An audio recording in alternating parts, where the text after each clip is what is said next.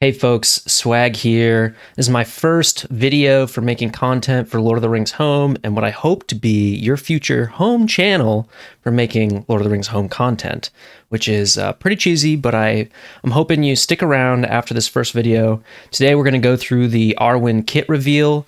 I think there's some things people left out in other videos that are important to talk about, including kind of what her kit might do in terms of PvP and PvE. Also, there's some information around when the kit was released, why it was released just on the website first and not in Discord that I think is relevant, and then how this all factors into Elrond, whether the Elrond team is going to be better, whether this is going to be part of the release, whatnot. We're going to get into it. So over here, we've got the kit. And first of all, we're going to talk about the synergies that they list for Arwen, which are Lilel, I'm not sure how to pronounce that, and Elrohir, right? Elrohir makes sense.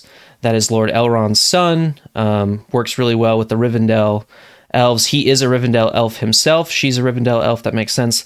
Lilel is not. The other Rivendell elf is this guy right here, Lomion, and I'm kind of surprised that they don't have that in her synergy, and they don't have Strider in her synergy. I think a lot of people were assuming that there might be a little bit of Strider synergy with Arwen.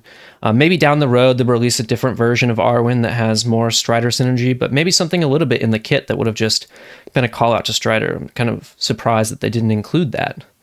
One-handed sword. She looks like she's going to be a support. I think that makes sense after reading her kit. Let's just go right into her abilities. Her basic here. At the lowest level, right, it just does an attack and it grants one stack of defensive to the most wounded squad member here. And then at max, it's more damage, but still one stack of defensive. And this is, I think, a little detail that might be important is they have one stack and then in parentheses the S, meaning it might be plural, right? But it's not in here. And so I've kind of wondered why they have that if it's just one stack of defensive. And I think this is where I'm going to bring up the fact that when they initially released the kit, they released it on the website here first, but they didn't announce it on Discord. And so this is a screenshot of a message from CG Hemophilus. I'm going to have to work on pronouncing that. She's the community facing member that's in the Discord. She deals with a lot of the community facing stuff for CG for this game, and she basically said, you know, there's an issue with the article, and so she knew people couldn't see it, but she wasn't going to announce it because she wanted to clear some things up. I don't know if this is relating to mistakes in the article itself, maybe something to do with this one stack of defensive, or if there's maybe some translation issues in some other versions or whatnot.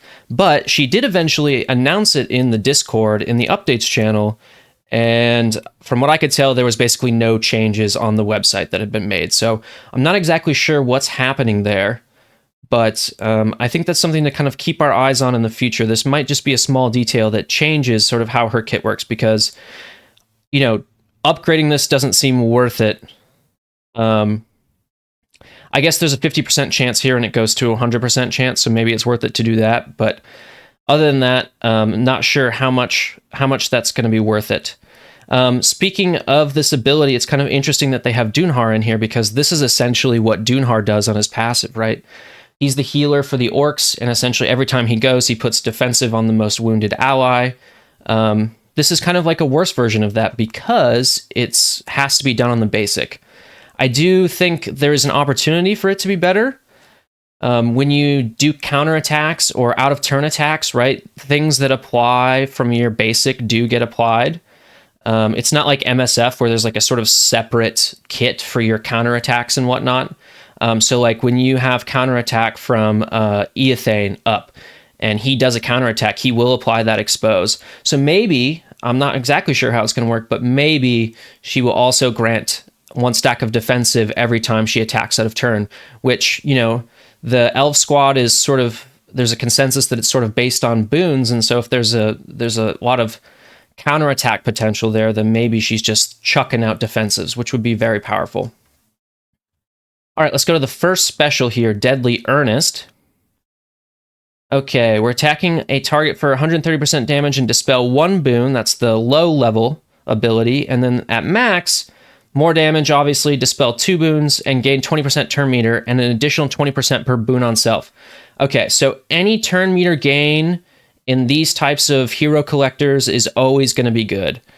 Turn meter manipulation and speed always ends up being something that you want to focus on for characters or characters that have that, because especially in early game, that's what kind of runs things.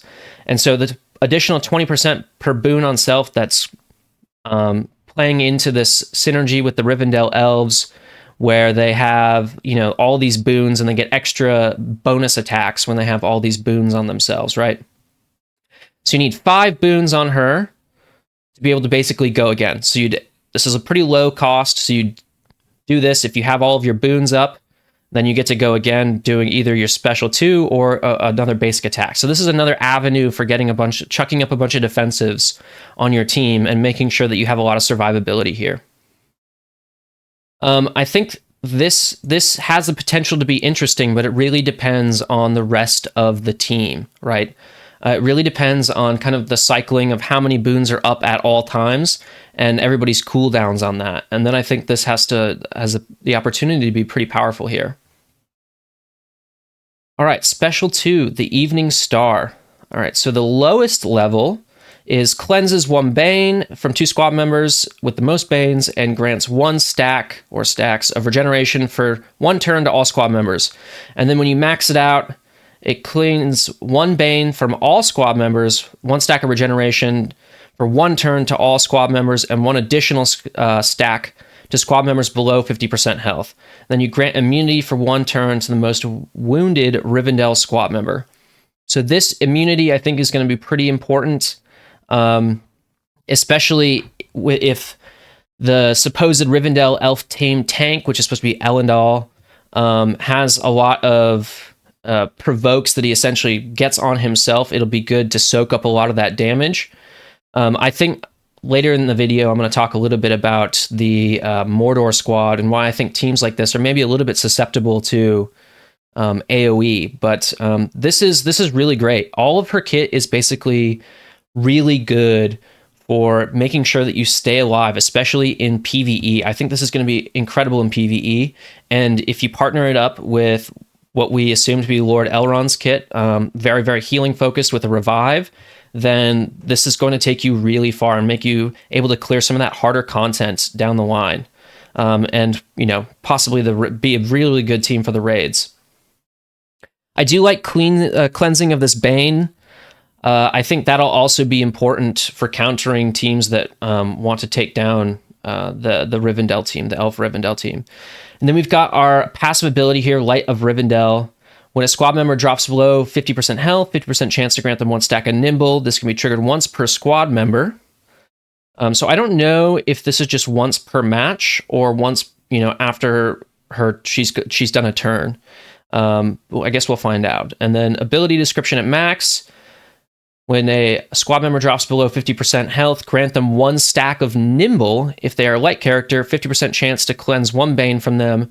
And this can trigger once per squad member again, and she gets a damage buff as well. So you get the stack of Nimble guaranteed, and then if they're a light character, which she has synergy with, you have a chance to cleanse 1 Bane off them. I think this is a pretty great passive.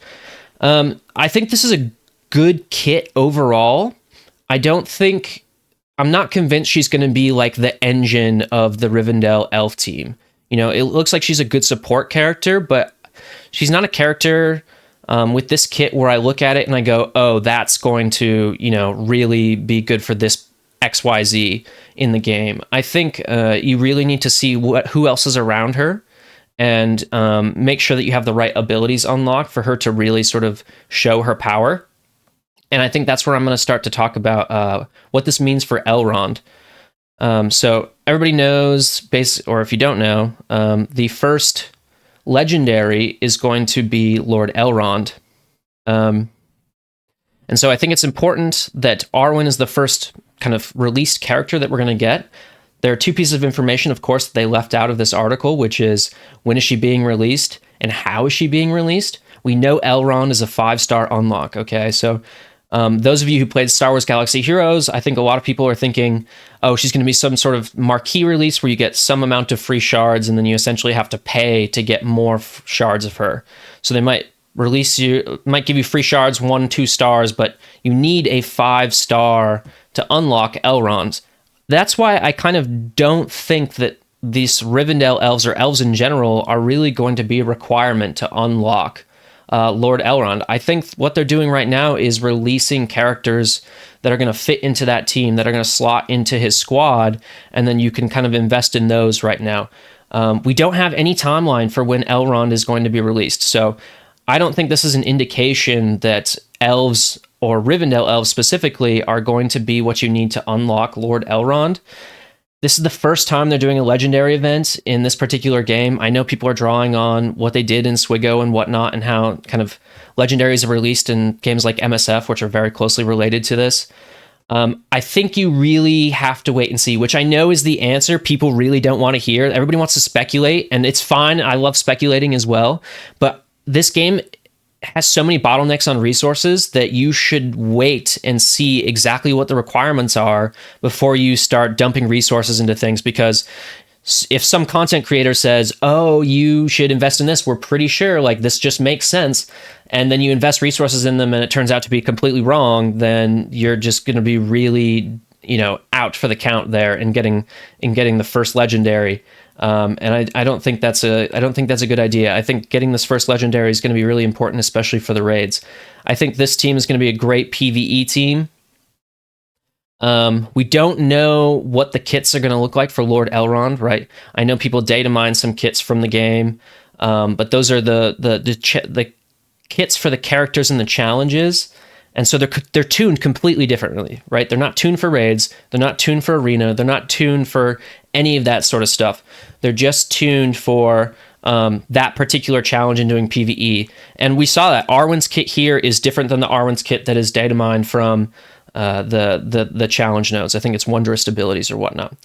I want to talk a little bit about what team I think might counter this in the arena if we just sort of suppose that this is sort of a team that uses nimbles and lots of healing and lots of boons to sort of keep itself alive and generate a lot of offense that way. And I think the Mordor team is going to be a decent counter. I think people are already looking at the Mordor team as a meta arena team, and there's a lot of AoEs on the Mordor team, and I think those are going to be what clears everybody's nimbles, right, or clears all these boons off of people. Plus, there's a lot of poison, is my understanding, on that Mordor team, so you're going to cut the effective healing pretty effectively. So I think it's kind of a wait and see sort of situation. I know a lot of people think that this elf team is going to basically be the arena meta and crush it. Lord Elrond is probably going to be a great plug and play character. Again, we have to wait to see what his kit is, but a revive and massive healing, that's just always going to be pretty good, especially in the early parts of these games. Anyway, I just wanted to talk a little bit about Arwen's Kit Reveal and some of the information surrounding that. Let me know what you think in the comments, and who you think this is going, if you think this is going to basically be one of the requirements to unlock Lord Elrond, or if not, what your thinking is. I know a lot of people are thinking Road to Rivendell as well, and I might make a speculative video on what we think the unlock requirements for Lord Elrond might be, just sort of from a CG business perspective, from a player's perspective, that sort of thing. But that's it for now. Thanks for watching.